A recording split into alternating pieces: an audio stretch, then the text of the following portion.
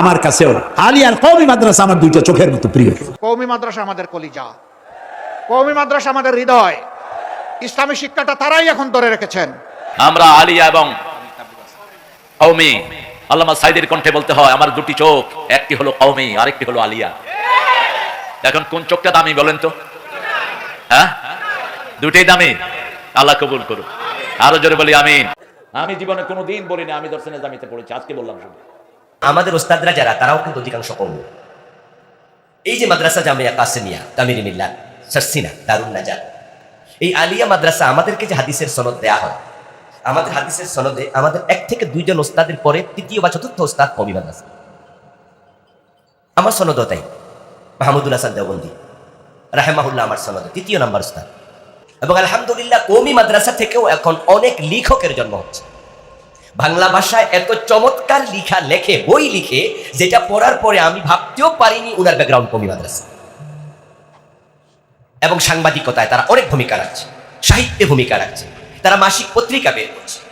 আমরা চাই যে কওমি মাদ্রাসার মাঝেও জেনারেল শিক্ষা ঢুকুক, আবার স্কুল ইউনিভার্সিটিতেও কোরআন হাদিস ঢুকুক। যারা সুন্নাহ মডেল মাদ্রাসা, জামিয়া কাসেমিয়া মাদ্রাসার মতো, তামিরি মিল্লাত, দারুন নাজাত, সারসিনা মাদ্রাসার মতো এই সমস্ত মাদ্রাসাগুলোতে সন্তানদেরকে পড়তে দিচ্ছেন। হাটহাজারির মতো, মেখলের মতো, পটিয়ার মতো, বিশেষ করে কওমি মাদ্রাসায় যারা পড়ে, তারা আসলে দুনিয়ার জন্য পড়েও না, দুনিয়ার জন্য পড়ায়ও না, তারা নিরেট দিন শিখার জন্য পড়ে।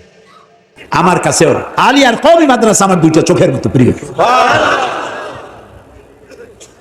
আমি যখন যেখানে যাই, এই যে চট্টগ্রামের সব থেকে বড় মাদ্রাসা পটিয়া মাদ্রাসা, হাটহাজারি মাদ্রাসা, আমি সব মাদ্রাসা সফর করি, আলেমদের সঙ্গে দেখা করি। মৌলানা শামসুল হক সাহেব ফরিদপুর রহমতুল্লাহ সদস্য যাকে বলা হয়, আমি তার উজু করাইছি, তার পাও ধোয়াই দিয়েছি। আমি খতিবে আজম মাওলানা সিদ্দিক আহমদ সাহেবকে খেদমত করেছি। আমি মক্কা শরীফে জ্বর হয়েছে, আমি তার পাশে বসে পাও চেপেছি তার। কিন্তু আমি ছোট হয়ে যাইনি। তা আমরা আলেমদেরকে সম্মান কেন করতে পারবো না? কওমি মাদ্রাসা আমার, আলিয়াও আমার, তাবলিগি জামাতও আমার, আলে হাদিসও আমার। আমরা সবাই এক হতে পারি না কেন? আমরা যদি এক হই, তাহলে শত্রুরা আমাদেরকে ছোট চোখে আর দেখতে পারবে না। মাদ্রাসায় নাকি আধুনিক শিক্ষা নাই। আপনি ভর্তি হন, আপনার শিক্ষামন্ত্রীর মাদ্রাসায় ভর্তি করে দেন, আপনার আইনমন্ত্রীকে কওমি মাদ্রাসায় ভর্তি করে দেন। দেখেন ওখানে কি আছে, ওখানে ইতিহাস আছে, ভূগোল আছে, দর্শন আছে, পৌরনীতি আছে, বিজ্ঞান আছে, পররাষ্ট্রনীতি আছে, স্বরাষ্ট্রনীতি আছে, জুডিশিয়াল ল কি তা বোঝানো হয়। ওখানে উত্তরাধিকারী আইন কি, ফতোয়া কি, সব পড়ানো হয়। আরো যদি আপনারা কিছু দিতে চান আধুনিক, আমরা নেবো। আমরা উদার, আমরা বঙ্গোপসাগরের মতো উদার। কি কি দিতে চান কল্যাণের জন্য নেব। কিন্তু আপনারা কি, আপনাদের এত জিনিস আমরা নিচ্ছি এবং আরো নেব, আপনারা কি আমাদের দুইটা জিনিস নেবেন? কলেজে, হাই স্কুলে, কলেজে, বিশ্ববিদ্যালয়ে আপনাদের সাবজেক্ট যা যা আছে আমাদেরকে দিতে চান, আরো আধুনিক বানাতে চান, দেন। কিন্তু আমাদের দুইটা জিনিস আপনারা নিবেন, পারবেন নিতে? সেই দুইটা কি? একটা হলো কোরআন আর একটা হলো হাদিস। প্রাইমারি স্কুলে ক্লাস 1 থেকে শুরু করে মাস্টার ডিগ্রি পর্যন্ত কোরআন হাদিস বুঝে পড়া বাধ্যতামূলক দুইটা সাবজেক্ট নিতে পারবেন? এই প্রস্তাব যদি করি, তাহলে আপনার শিক্ষামন্ত্রী, আইনমন্ত্রী সুদ্ধা সাকরাতুল মউত শুরু হয়ে যাবে। সহ্য করতে পারবেন না আপনারা। একটা মাদ্রাসার কোনো ঘটনা যদি তিলকে তাল করে এত প্রচার হয়, হাজারো অপরাধ ঢাকা পড়ে যায়। ওই যে মাদ্রাসার একজন শিক্ষক অপরাধ করেছে, তো আমরা সে অপরাধকেও ঘৃণা করি, তারও শাস্তি হওয়া উচিত। উনি তো ভুল ত্রুটির ঊর্ধ্বে নয়, উনিও মানবীয় সত্তা, তার মধ্যে অপরাধ আছে। কিন্তু ইন্টেনশনালি একটা মহল এই ধরনের কোনো ভুল ত্রুটি পেলে যেভাবে ফোকাস করা হয়, ভয় দেখানো হয়। জামাত ক্ষমতায় আসলে কওমি মাদ্রাসা থেকে যারা ফাঁস করে বের হয়েছেন তাদেরকে মসজিদ এবং মেহরাব থেকে বিদায় করে দেওয়া হবে। এরা মিথ্যাবাদী, এরা মিথ্যাবাদী। বলা হয় কওমি মাদ্রাসা বন্ধ করে দেওয়া হবে। আমি আল্লাহকে সাক্ষী রেখে, আপনাদেরকে সাক্ষী রেখে বলছি, কওমি মাদ্রাসা আমাদের কলিজা, কওমি মাদ্রাসা আমাদের হৃদয়। ইসলামী শিক্ষাটা তারাই এখন ধরে রেখেছেন। আলিয়ার শিক্ষা সংকুচিত হয়ে এসেছে। আমরা সেই আল্লাহর উপর বিশ্বাস করি যিনি কুরআন নাজিল করেছেন। সেই কুরআনের অসংখ্য হাফিজ তৈরি হয় কওমি মাদ্রাসা থেকে। তারা আমাদের মাঝে লাগাতে চায়, বাধাতে চায়। আমরা সবাই ইনশাআল্লাহ হুঁশিয়ার আছি, আমরা কারো ওয়াসওয়াসাতে পা দেব না ইনশাআল্লাহ। বিশাল একটা অংশ কওমি মাদ্রাসা যারা, তাদের কোনো কনসিডারেশন এই বাজেটে নেই। সরকারের ট্রেজারিতে তারাও তো ট্যাক্স দিচ্ছে, তো তাদের তো হক আছে, তাহলে তারা কেন উপেক্ষিত হবে? এই পৃথিবীতে সবচেয়ে কলিজার টুকরা, কলিজা ধরেন, ধরেন, এমনি ধরেন, ধরেন, ধরেন, ওই গুঞ্জার লাগছে, ওই কাটতে গেছে, ধরছেন নেই? বলেন এই পৃথিবীতে আপনার সবচেয়ে কলিজার টুকরা ওলামায়ে কেরাম। এই কথা যদি মিথ্যা হয়, সার্কেল থেকে জুতা টুতা লইবেন, লই হাসর মাঠে আমার ফিরে যাবেন।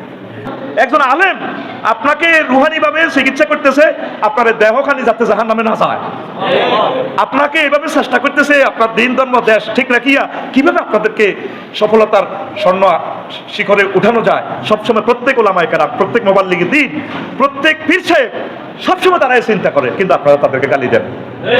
কথা ঠিক কিনা? মানে আপনাদের অবস্থা যে কেমন, আপনারা ভালো মানুষ ছিলেন না। কোরআন আমার সামনে, আল্লাহর কসম আমি নিজে কওমি মাদ্রাসায় পড়েছি, আমি কওমির সন্তান। নূর হোসেন নুরানি হুজুর মারা গেছেন, আল্লাহ তাকে জান্নাতুল ফেরদাউস দিক। তিনি আমার নাম ধরে দোয়া করতেন। তারপরে ওই যে আরেকজন বাবুনগরী হুজুর আমার নাম ধরে দোয়া করেছেন। আমি দুইজনের জন্যই দোয়া করি। আল্লামা শফি হুজুরের সাথে দেখা হয়েছে একবার, উনি দোয়া করেছেন, আমি ওনার জন্য দোয়া করি। ওনারা আমাদের ওস্তাদ, ঠিক না ঠিক? লক্ষ লক্ষ মুহাদ্দিস তিনারা গঠন করে গেছেন, ওনাদের বদনামি যেন আমাদের মুখে না আসে। এই সব আলেমদেরকে আমরা কৃতজ্ঞতার সাথে স্মরণ করি। আল্লামা সিফাতুল্লাহ সাহেবকে, তিনিও হাফেজা হাদিস ছিলেন, তামিলুল মিল্লাত মাদ্রাসার শেখুল হাদিস ছিলেন তিনি। আবার আমাদের দেখেন এমদাদুল হক কালাই হাজারি, উনিও বড় আলেম ছিলেন। এমদাদুল হক গোপালগঞ্জি বড় আলেম ছিলেন। আমাদের রফিক সাইদি বড় আলেম ছিলেন। আল্লাহ এদের কবরকে জান্নাতুল ফেরদাউস বানিয়ে দেন। যত মাদ্রাসা আছে, যত স্কুল কলেজ, সবগুলোকে আপনি দিনের জন্য কবুল করেন।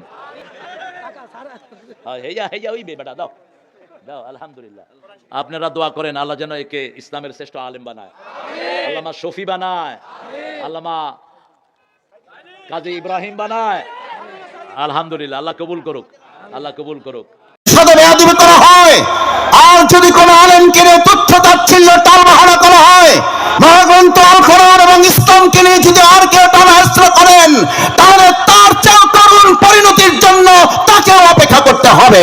1997-98 সনে যখন তখনকার সরকার ক্ষমতা এলো, আসার পরে তারা ঘোষণা দিল মাঠে যে কওমি মাদ্রাসাগুলো ক্যান্টনমেন্ট, কওমি মাদ্রাসাগুলো অস্ত্রের গুদামে পরিণত হয়েছে, কওমি মাদ্রাসাগুলো বন্ধ করে দেওয়া দরকার। তখন আমি আবার ভাই আল্লামা দেলোয়ার হোসেন সাইদি, আমরা টেকনাফ থেকে তেতুলিয়া পর্যন্ত পুরা বাংলাদেশে গলা ফাটিয়ে বলেছি, কওমি মাদ্রাসা শিক্ষা আমাদের দ্বীনি শিক্ষার ভিত্তি।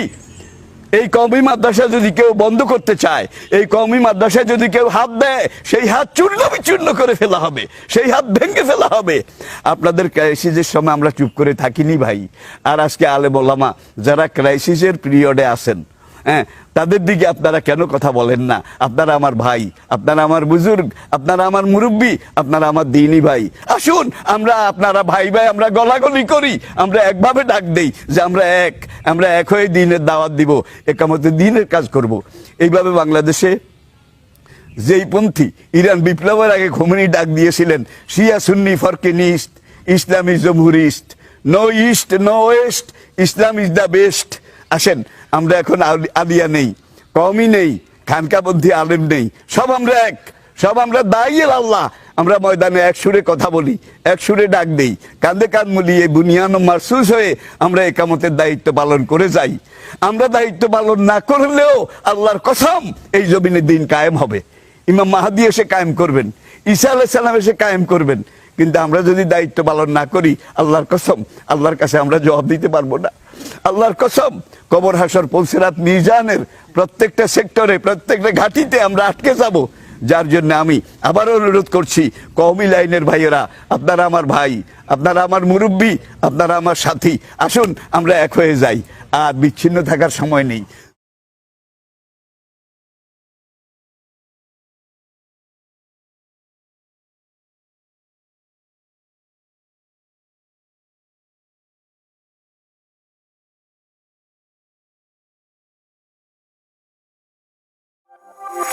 Thank you.